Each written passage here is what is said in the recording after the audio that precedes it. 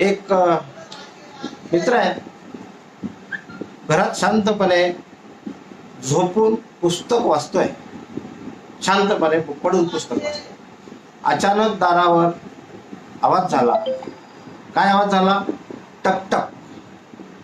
दारावर टकटक आवाज झाल्यानंतर त्याने विचारलं, कुठे आता उठायचं, दार उघडायचं, कोण आहे रे?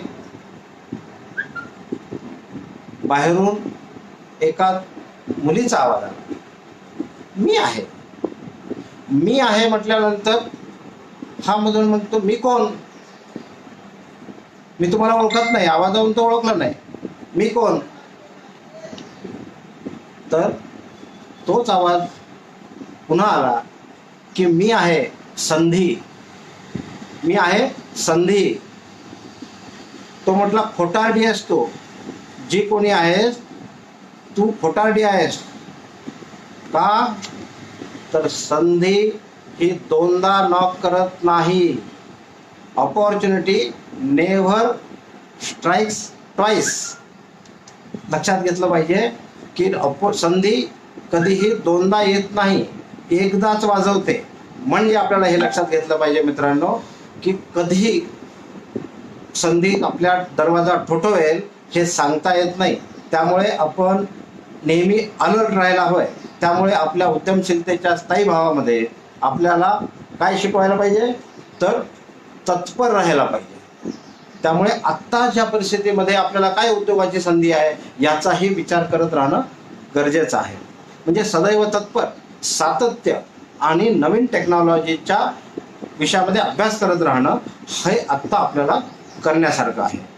त्यामुळे छान प्रश्न विचारतायत आप्पासाहेब.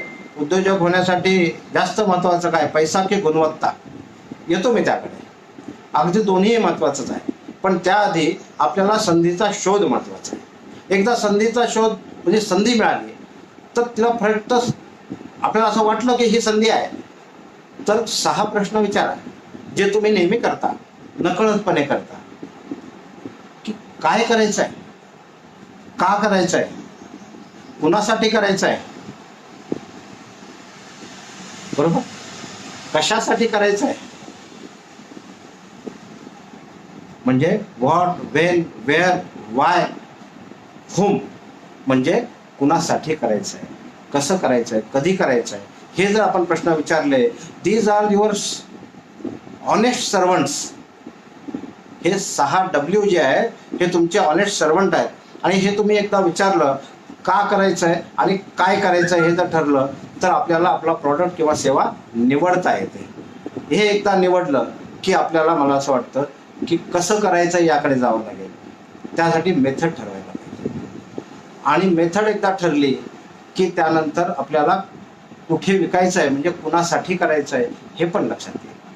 तर मला मित्रांनो, हे 6 प्रश्न विचारले की आपला बेसिक प्रश्न तयार, बेसिक उत्तर मिळून जाईल की आपल्याला प्रोजेक्ट रिपोर्ट करायचा आहे, कुठला प्रॉडक्ट करायचा आहे आणि कसा करायचा आहे हे नक्की ठरेल. कुठे आणि कुठे करायचं आहे उद्योग आणि कुठल्या याच्यात मार्केटिंग करायचं आहे, शहरामध्ये म्हणा, टार्गेटेड आपला कस्टमर क्लास कोणता आहे ते निवडलं की आपल्याला तयार होईल की आपल्या पूर्ण उद्योगाची रूपरेषा म्हणजे प्रोजेक्ट रिपोर्ट. आता प्रोजेक्ट रिपोर्ट करताना काय करायचं आहे मित्रांनो? प्रोजेक्ट रिपोर्ट करताना आपल्याला हे बघायला पाहिजे